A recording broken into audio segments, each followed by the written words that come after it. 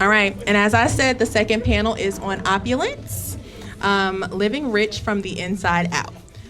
This is so important, like I said, because we don't want to just live in a space where it's all about the luxurious things in life. We want to make sure that we are actually saying what's important for me, what feels like luxury to me versus what society's expectations are of luxury. So we're so excited. We got some amazing speakers. But before I hop in the speakers, I would like to make a highlight of one of our sponsors. This is the perfect panel for them to be brought up in. They are called M&F Bank. And this is our girl, Kim. So Kim, if you raise your hand, hey Kim, say hey Kim. So Kim is here from M&F Bank. They are based a lot in the Triad area. So I just want to bring her up here a little bit, and she'll say a little something about the bank. And she is there. We would love for you guys to open accounts with them. That would be amazing. And they would love that as well. Yeah, she'll tell you a little bit more about the bank, and then we'll go on to opulence, and we'll really talk about all the luxuries of things, but we're talking finances. Thank you, Carmen. I appreciate you and everything that you do. Everybody looks beautiful. So good afternoon, everybody. My name is Kim McKinney. I am the branch manager and vice president for the Charlotte market for M&F Bank, Mechanics and Farmers Bank. We have actually been in existence for since 1908. How many of you guys have heard of Mechanics and Farmers? No? Okay, a couple people. So we're actually the second largest minority-owned bank, which means looks like me and you, right, in the country, okay? Founded in 1908 in Raleigh, North Carolina, by 7 founders. Like I said, we have about 7 or 8 locations in the Triad area. So Greensboro here, we're actually right across the street from Johnson C. Smith. I'm pretty sure a lot of you guys have heard of that. HBCU, Winston-Salem, like I said, Greensboro, Raleigh, North Carolina area.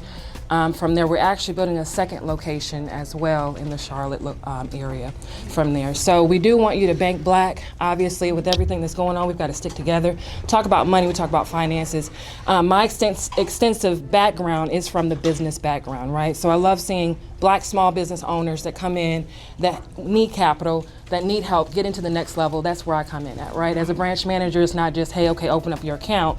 We're actually helping step by step with what you need to get to the next level, right? So small business owners, you're looking for capital, you're looking at, hey, how do I grow my business? How do I borrow without using, let's say, for example, your personal credit, right? Your business should be working for itself, making its own money, right? And also business credit. That's what we help with. That's my passion. I came from Wells Fargo, of course. I worked there for a while.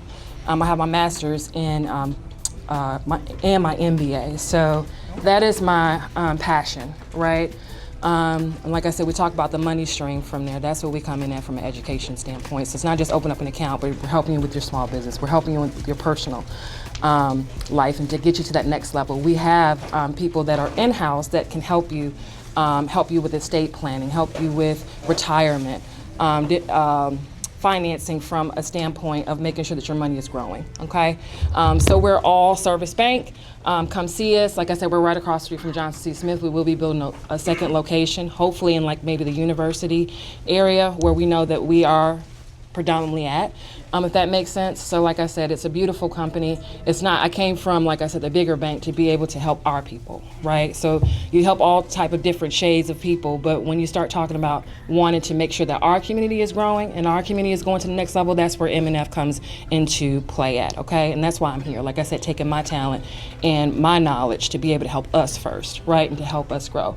In the black community in general, we're 80% spenders and 20% ownership, okay? So we need to make sure that we're keeping that money in-house with us, right? And making sure we're taking us to the next level, right? We've all got beautiful businesses here from there, and that just, like I said, comes back to the money thing, making sure we're sticking together and making sure that we're not banking somewhere where you're just another number. When you come in, we know who you are, we know what you need, and then also, like I said, we're doing those one-on-ones to make sure that you're moving to the next level as a business owner and on the personal side. So come see us. Like I said, M&F Bank, been around since 1908. I've got a group of 6 people in my staff, and they love to have you, and we'll love to help you get to the next level financially. Thank you. Thank you so much, Kim. I'm so glad we talked about finances, you guys. It was so necessary. Because how are we going to talk about opulence without talking about finances? Right? So let's get our next two speakers up here. And our next two speakers are Jasmine Kennedy and Kejuana Ford. Let me make sure I put it right. And please correct me if I said your names incorrectly. I should know now. Okay. I will butcher name. Okay. Okay, perfect. Thank you. All righty. Let's get it going, ladies. All right. How are you guys feeling today? You guys feeling good? Good. I'm so happy that they're here. Like, both in Charlotte. So we've got our Charlotte own in the building. So let's hop right into everything and kind of get everybody open and feeling. Okay? So the first question is, what belief about money or luxury have you released? And how did that change your sense of abundance? So, is this on? I don't think it's on. Hello? Okay. There you go. I think just growing up, when we think about luxury, we think about tying it to possessions. We think about, oh, it's a car, it's money, it's things of that nature, right? But when I think of luxury now, at this point in my life, I think of it as being a luxury to be able to get up and have a slow morning, to be able to have time with my son and take my son to the park on a Tuesday afternoon if I want to. That, I believe, is a real luxury. And so once I release that is not tied to a possession and luxury is not tied to that, that's when things start to really set in for me and just think of, what am I trying to say? That just helped me really realize, like, the real richness is literally when I can just do whatever I want to do and also allow God to be in the midst of that and understand that when God is trying to show you that richness is not what you think it is. It's not just tied to money, or it has nothing to do with if you reach a certain level financially, that's when the luxury starts to kick in. No, the luxury can start right now. It can start where you are right now, of where you are in your life right now. That's when luxury can start. So That's good. So for me, I had to release putting a cap on how much money I told myself I could make. Especially being a content creator, I used to downplay everything. When a brand reached out to me, I wouldn't ask for money at all. I thought, I'm not qualified for this amount. So I started a prayer box, and I would put prayers in, and I would ask God, like, okay, I just want to make $1,000 from a brand. And then when I got my $1,000, I was like, okay, God, I can make more. Oh, okay, let me ask for $1,500. So I'd stop putting a cap on it. And as far as like wealth, I would think that I would tell myself only a certain type of person has access to this type of wealth, and that's so not true. We all are worthy of it. So yeah. I agree. That was good. That's good. Okay, next question. So when life felt scarce, what was one ritual, mindset, or choice that reminded you were already rich? You want to go ahead? You want it? Okay. You got it. Okay. I think I got it. She's like, I got it. I'm feeling it. Wait, repeat the question again. Yes, one more time. Okay, when life felt scarce, what was one ritual, mindset, or choice that reminded you were already rich? Kind of going back to the prayer box, I started doing that. And then I also, back in 2023, I created a memento box. And in my memento box, I would keep little trinkets of the year, like little things, a napkin or whatever it was from that year. And 2023 was the worst year of my life. It was the best year at the same time. I learned so much about myself. And it was the worst because I was going through it financially. So outside looking in on social media, it looked like I had everything together. But I was struggling. I was struggling. So I love that Instagram now has the it's always had the archives. Yes. So now I go back and I look and I said, okay, your year was actually amazing. And then you go back and I look at my memento box and I'm able to tell myself, like, okay, you had a lot going on. So be thankful and just continue to let that be your thing. that. That's good. That's good. Can you read the question again? Yes, absolutely. Okay, so when life felt scarce, what was one ritual, mindset, or choice that reminded you were already rich? Okay. So I'm gonna also tell like a little story, same kind of piggyback off of Jasmine, but same thing. 2023 was one of the craziest years of my life where I had to transition and go through that pruning stage. And when I was going through that pruning stage, all I could remember is just going back to my Bible, literally going back to my Bible. And when God was revealing things and he was showing things to me, I knew that that was the one thing that I could always resort to. It wasn't a person, it wasn't a thing, it wasn't nothing else that I could go to or turn to, but literally go back to God. Because when you have God in your life, I don't want to get emotional because I do get emotional when I talk about That's God. fine. Get emotional. The space is here for you. The space is here. But when I tell you, when you go through the storm, like really going through the fire, okay? When you go through that fire, and when God is in the midst of all of that, you have to understand, like, I can't turn nowhere else but to you. Yes. And I always go back to my Bible, read a devotional, something like that to just keep me going throughout the day. So I think that's good. pretty much, yeah. That's good. That's good. Yes, yes. Practicing gratitude. Yes, practicing gratitude is Absolutely. great. And just be grateful of where you are. Like Yes. literally every stage of your life, be grateful for that stage of your life. I know sometimes we may look at social media and think like, oh, I want to be in her shoes. Oh, I want to be in the next person's shoes. But no, you have to be grateful for what you have right now and where you're at. And so God can bless you for that new thing. That's good. Thank you.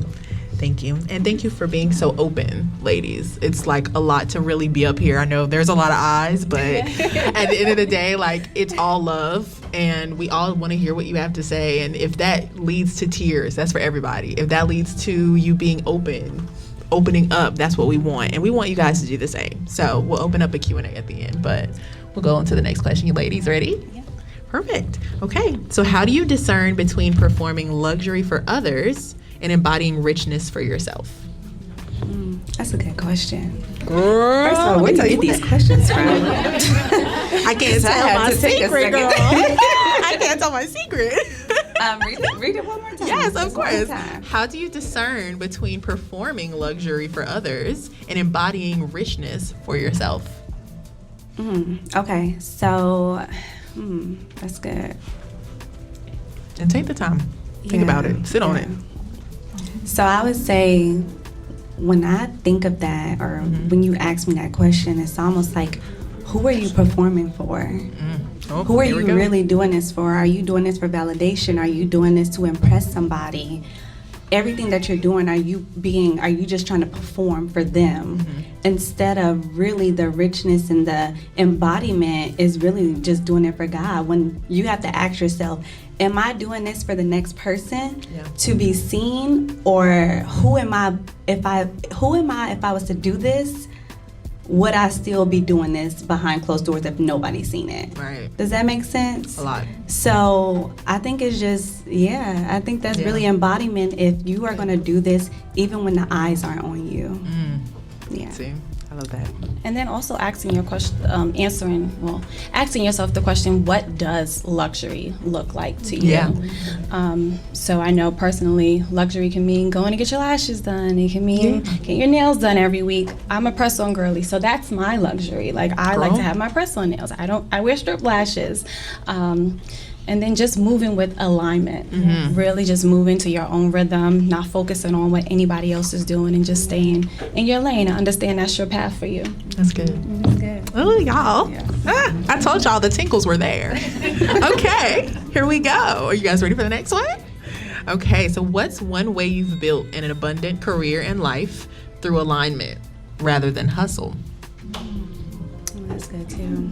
You got I thought hard on these questions, y'all. Well, I think it goes back to the same thing, right? Yeah, Right. very similar. Yeah. That's cool. alignment. Yeah, Alignment just is- That makes sense. We did it. We said it. That's the But can answer. you read it one more time? Yes. What's one way you've built an abundant career or life through alignment rather than hustle? I think just allowing God to really move in your life and allowing Him to take control of your life, and that is being in alignment. And just, I would say, you said something else in that question, though. Yes. Read it one more time. What's one way you've built an abundant career / life through alignment rather than hustling? So basically, being in alignment is better than hustle. Literally, that's just it. Like, literally being in alignment with God is better than any hustle that you could ever do. You can hustle your butt off, but that doesn't mean that you're in alignment. You can chase after so many things of this world, but it still doesn't mean that you're in alignment. Even if you have $100,000 right now and you're driving the best car, that does not mean that you're in alignment.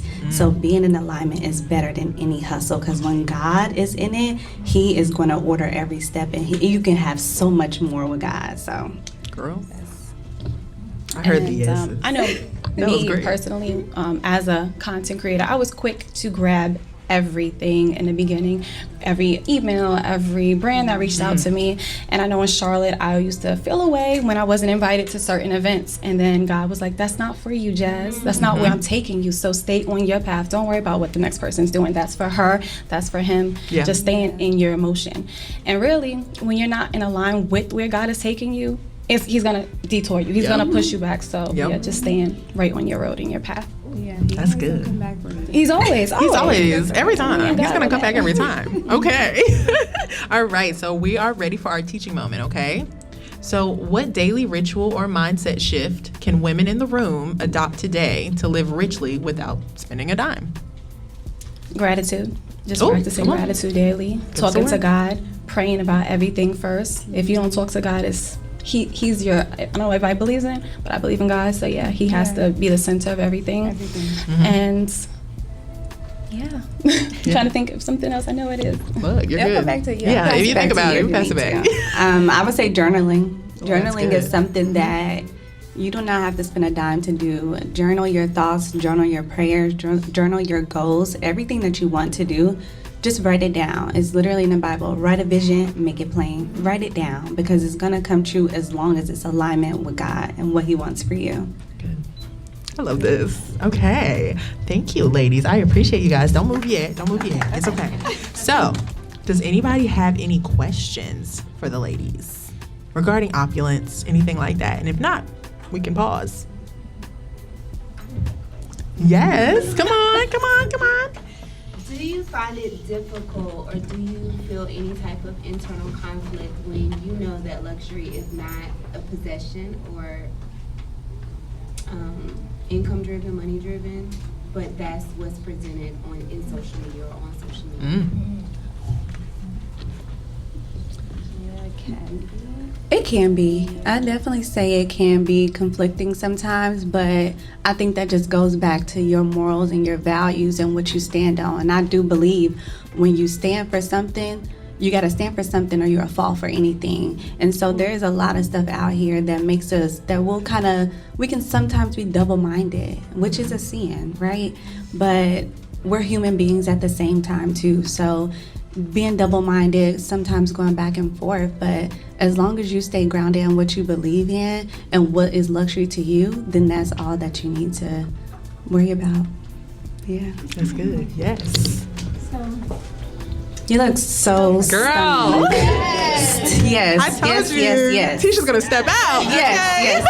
I need the details. We love this. She said, "Clock that." This is for y'all. Come on. Yes, ma'am. You ladies mentioned God a lot. Mm-hmm. Have y'all considered that everyone is not Christian? And some of us may be Buddhist, some of us may be Hindu, Catholic. Besides your Christian belief systems, what are other things that can really connect with everybody in the room to your core when you think about alignment, journaling, abundance, and the soft life or the money or the essence we want to carry when it comes to luxury? Tisha. That's good. That's really good. I think it's listening to your inner voice. That's always going to guide you. So staying true to that. Yeah. So even if you don't believe in God even if you don't believe in God, your spirit is going to guide you and talk to you, and just staying true to that. I think that's your intuition. Yes, your intuition. Yes. Your intuition. And like I said before, it's no matter what route you take, it's going to guide you back. So you have to stay in tune with your voice. And you know best. You know best what's best for you. And just canceling out the world, canceling out the noise, and listening to yourself. Yeah. That's good. And just being authentic to yourself too. That's a really big part of it. Just really being authentic to yourself. But I think when we mention God and our Christian beliefs, whoever your God is, that's who you listen to. That's who you follow after. Allow that to guide you wherever, same thing that she said, just like your inner intuition, gut feelings. When you step into a place and you don't feel like it's a good place to be in, then don't just stand there. Don't sit there. Get out, Period. Yes. We see a hand. Yes. Do you feel like opulence and wealth go hand in hand with faith and spirituality? Because as you move closer to wealth, you're able to get out of survival, so you're able to go to a higher level of thinking. I believe so. Can you repeat that one more time? I felt like it was like two questions in one, so yeah. Yes. So do you believe that wealth and opulence go hand in hand with spirituality and faith? Because you're able to get out of survival. So once you start worrying about worldly things, food, housing, you're able to think a little bit higher and connect with God even more. Absolutely. Absolutely. I definitely think so. One, God wants wealth for us. He wants wealth for us. He wants us to have all the things that we want. So if you dream of having the dream car that you want, or to be a millionaire, to be wealthy, you know how many kings in the Bible were wealthy and had everything? He wants the same for you too. So I definitely believe that it just goes hand in hand. So, And but not all doors that are open, I truly believe, are not from God. Yeah. So that's when you have to use your spirit of discernment to see, okay, if this is coming from God or if it's not. Yeah. So yeah. Yep. oh, and don't be quick to take everything. Just going like hand in hand with Jazz. Like, don't be quick. If it's not aligned, just because it looked good, don't mean that it's God. Hello. Okay. Hello. We love that. Any other? Yep. Okay, what's some advice for getting out of city mindset where we can attract more money and more opportunities? Girl, you just gotta do it. You just have to do it, and you just have to trust that He's going to lead you and direct you along the way. You have to start planting yourself and putting yourself in position in order to receive, too. You can't just sit there. You can't just sit in idleness and expect the blessings to come to you. No, you have to actually get out. You have to actually go meet people. You have to actually, if you want the husband, if you want the money, you have to actually put the work in, too. So your faith goes hand in hand with what you put in your work. And I know, Jazz, you had touched on isolation. I think when you are being isolated, it's a reason. God is calling you into your purpose for a reason. So don't worry about why is this happening to me? Why am I losing that friend? Go with it. Keep going. Keep pushing. So yeah. That's good. That's good. Any other questions? We got some good questions. Yes.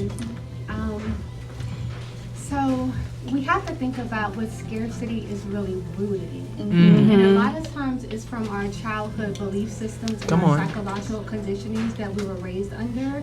And a lot of times we are meant to break programming, belief systems, what people told us we should be or should not be.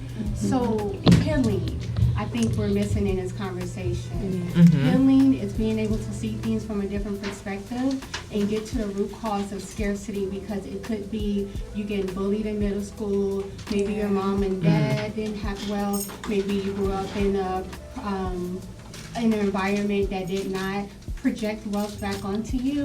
So healing your mindset around what scarcity is, because we all have rooted belief systems, and when you're stepping outside of projections, you are healing what people have told you you should be.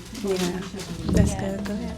And your mind is the most powerful tool you have. You have to, whatever you tell yourself, whatever you feed yourself is what is going to be. You have to start telling yourself, I am worthy, I can do this, I can make X amount of money, I'll have that car in the next 6 months. It's gonna come. It's gonna come for sure.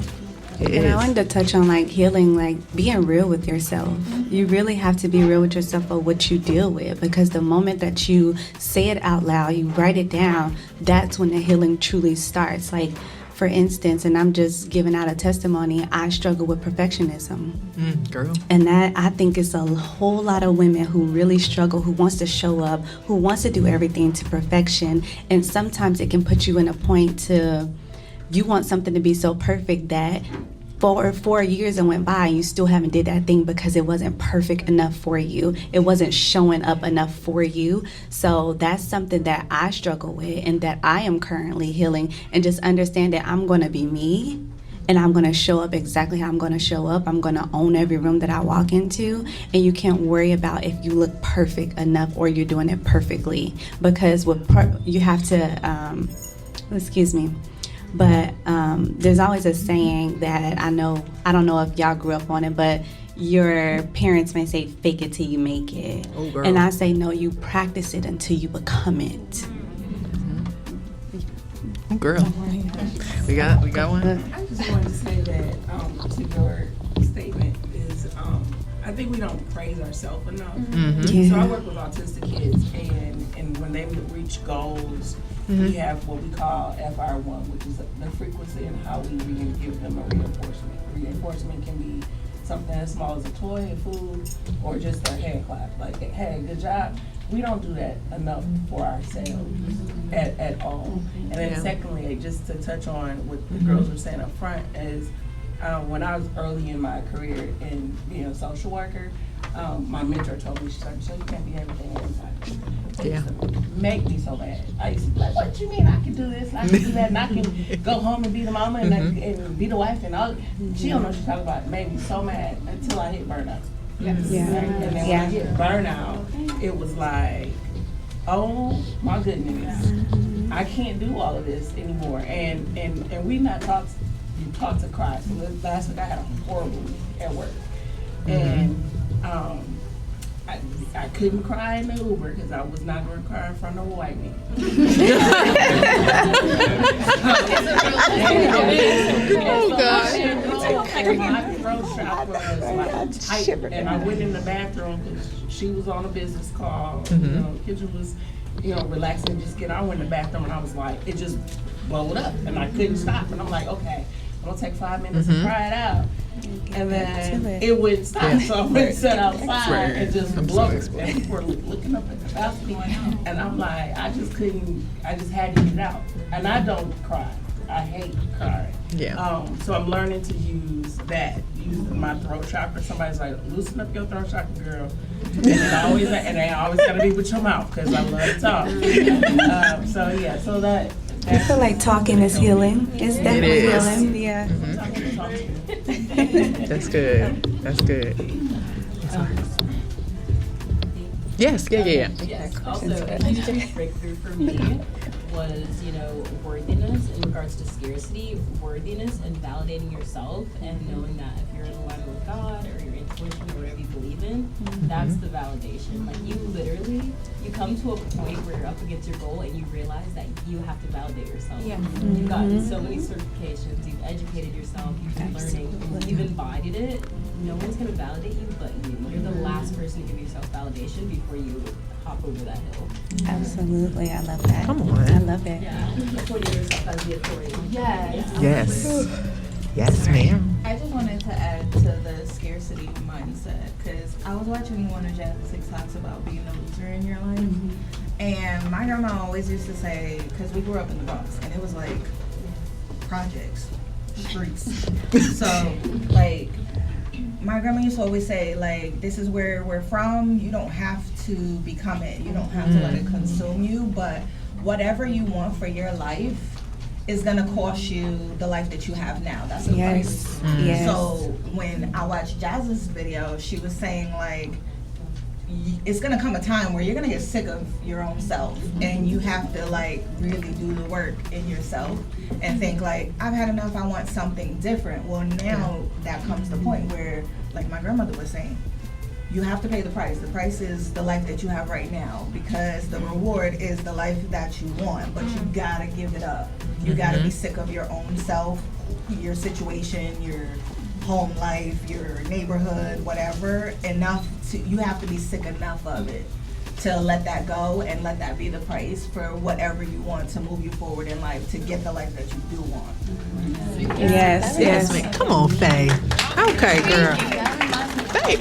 Faye, we need to get you a seat, girl. At this point, we need a seat. Okay. Okay, any other questions for the ladies? All righty. Oh, we go. Jazz and I did not get a Q&A session. I am so sorry. I literally wanted everybody to eat a little bit and have a little bit to drink. I'm so sorry. But if there are any questions that you have for the strength panel. I do have a general question for everyone, because Yeah. I have learned this over the last few weeks. Mm-hmm. How do we keep the promises to ourselves? Like, what? So we tell ourselves a lot of things, especially around the first of the year. I'm going to lose weight. I'm going to leave that man. I'm going to make more money. How can we keep the promises to ourselves?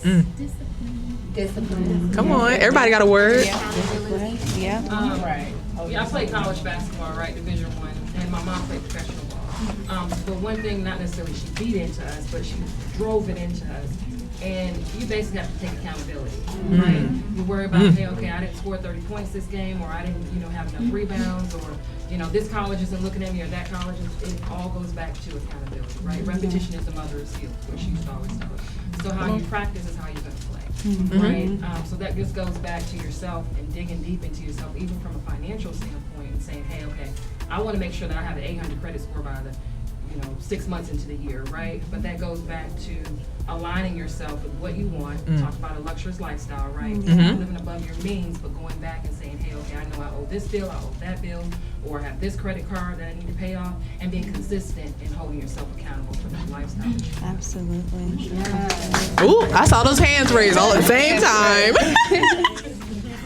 Perfect. I don't know whose went up first, but. No, I was just gonna add to hers. I would just say make it fun too. Yeah. To like accountability. Like if I want my thighs to stop rubbing, right, and then like I get on the Stairmaster and I don't stop. I'm like in it, right? I'll be like, okay.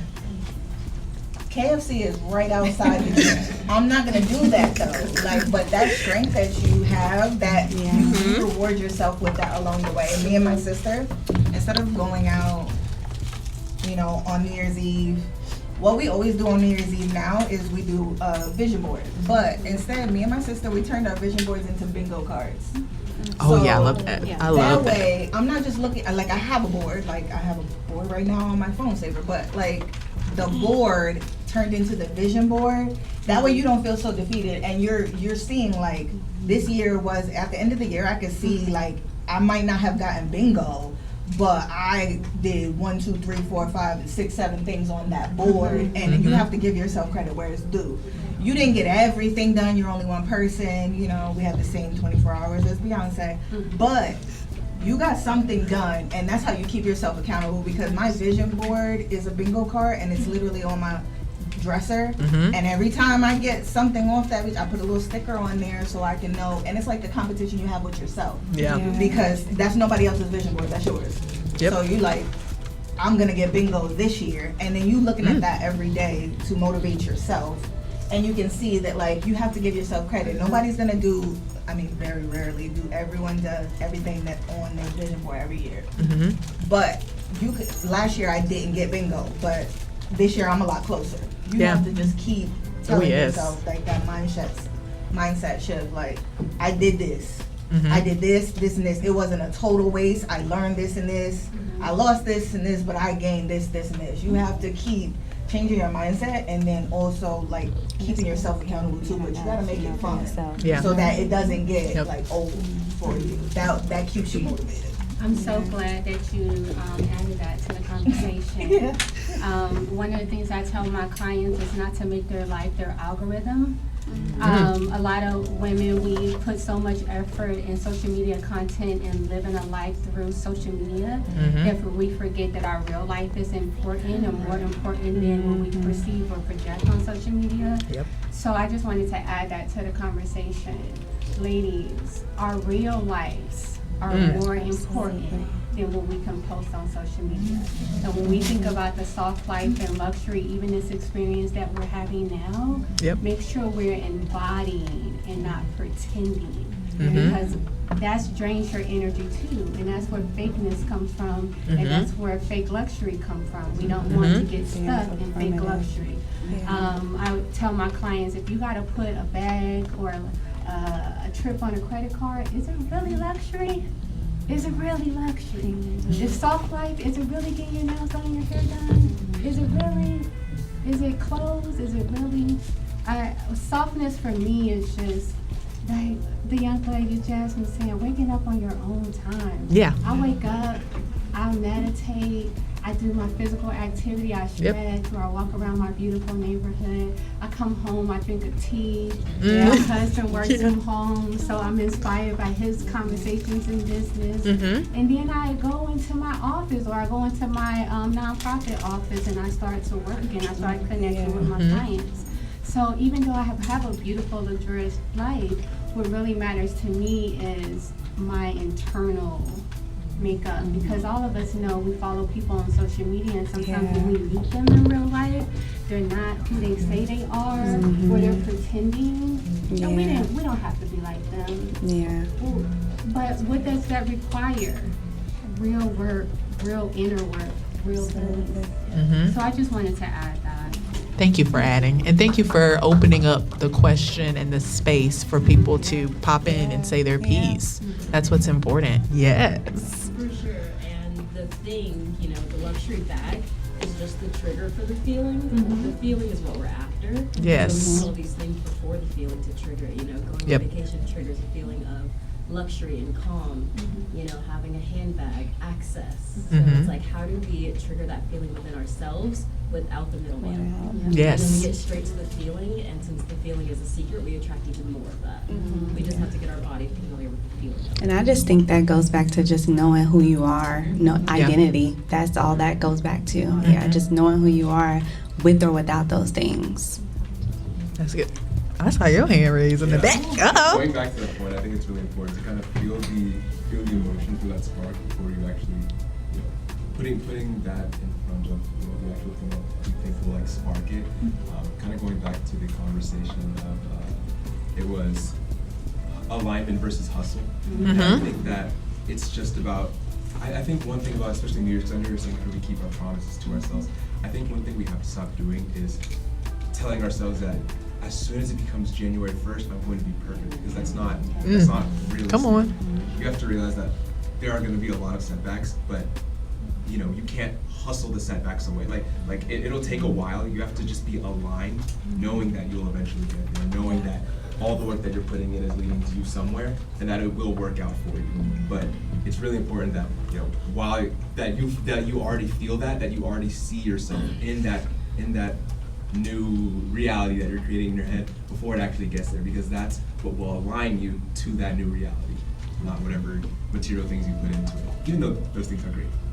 Come on. We love it. And also just knowing growth looks like growth looks ugly, it's never linear. So it's just whatever makes you happy, do that.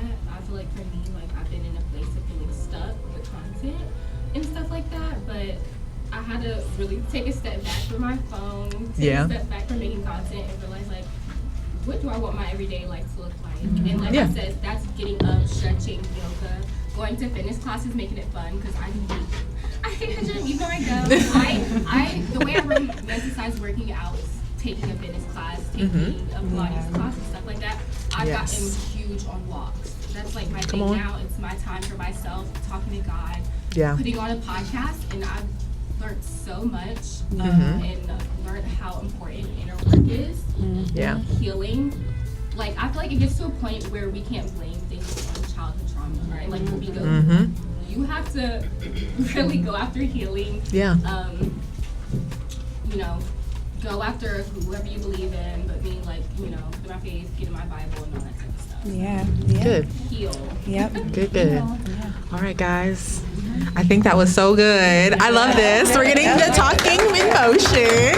That's good. And please, like I said, feel free. Like when we're talking and it's time for Q&A, like I love to hear people's opinions and people's questions because it can help the next person. You don't know who you can help. That, you know what I'm saying? They have questions, and they're also, you know, the speakers up here, they have questions, and there's something you might want to know. So that's why I'm always like, please ask the questions. You will receive the answers, even if it's not specifically from our panel speakers. They're here to support, of course, and answer your questions.